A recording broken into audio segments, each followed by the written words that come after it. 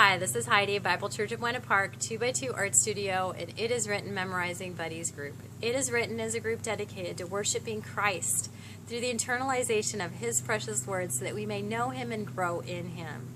Today, I am pleased to do Hebrews chapter 11, the Hall of Faith chapter, which is so rich to internalize because it has taught me about faith in such a beautiful way. That the kind of faith the men of old had is the kind of faith that God calls believers to today.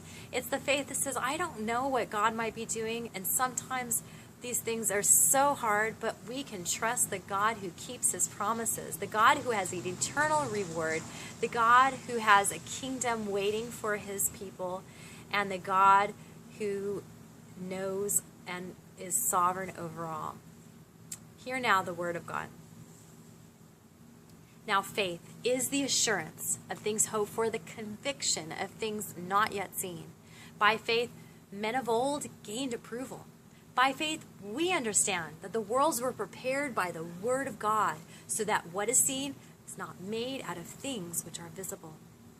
By faith, Abel offered to God a better sacrifice than Cain, through which he obtained the testimony that he was righteous, God testifying with his gifts. And through faith, though he is dead, he still speaks. By faith, Enoch was taken up that he should not see death, and he was not found because God took him up. For he obtained the witness that before being taken up, he was pleasing to God.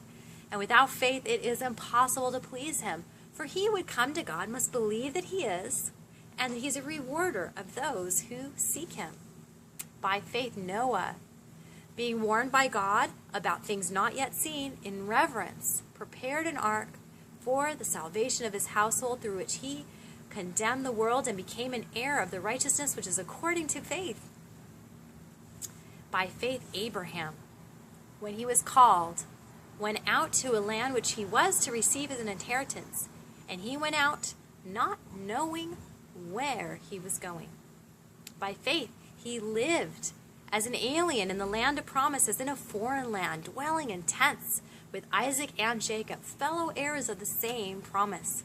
By faith, even Sarah herself received the ability to conceive even beyond the proper time of life, since she considered him faithful who had promised.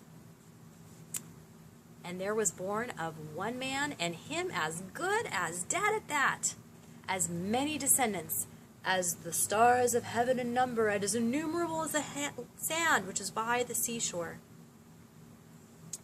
All these died in faith without having received the promises, but having seen them and having welcomed them from a distance, and having confessed that they are strangers and aliens.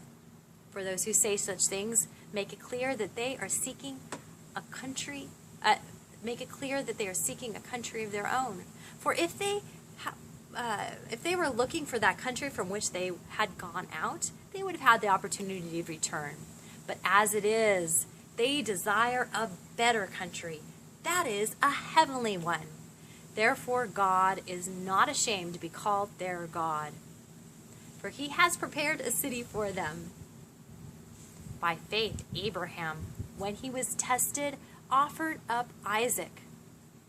And he who had received the promises was offering up his only begotten son. It was he to whom it was said, "In Isaac your descendants shall be called."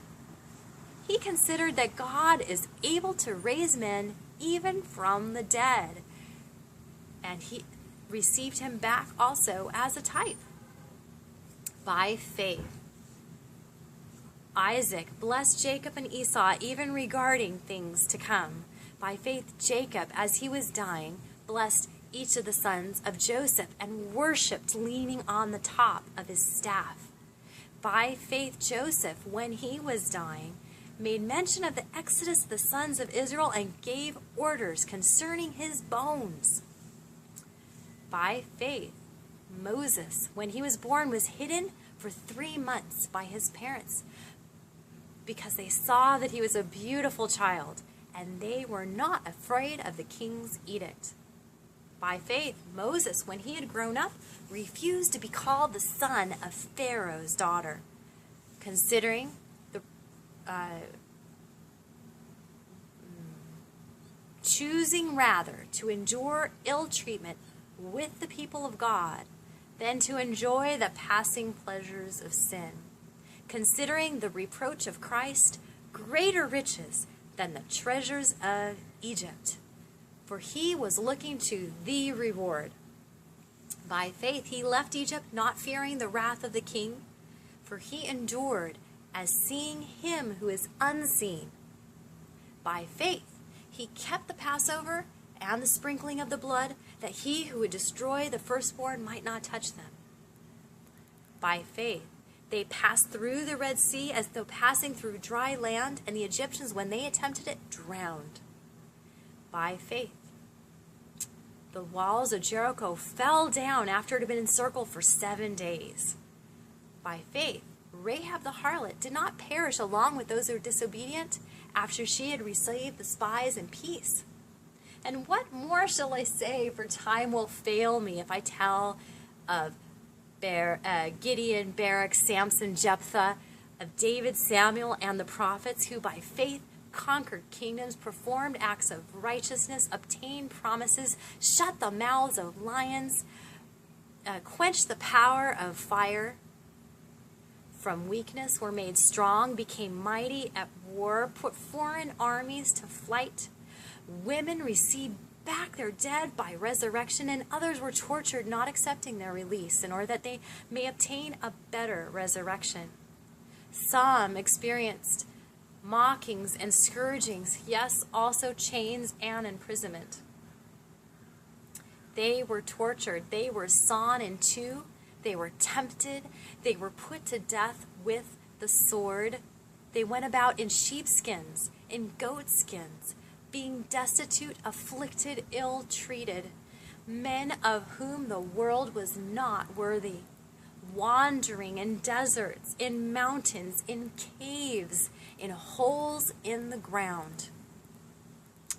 All these, having gained approval through their faith, did not receive what was promised, because God had something better for us, that apart from us, they should not be made perfect.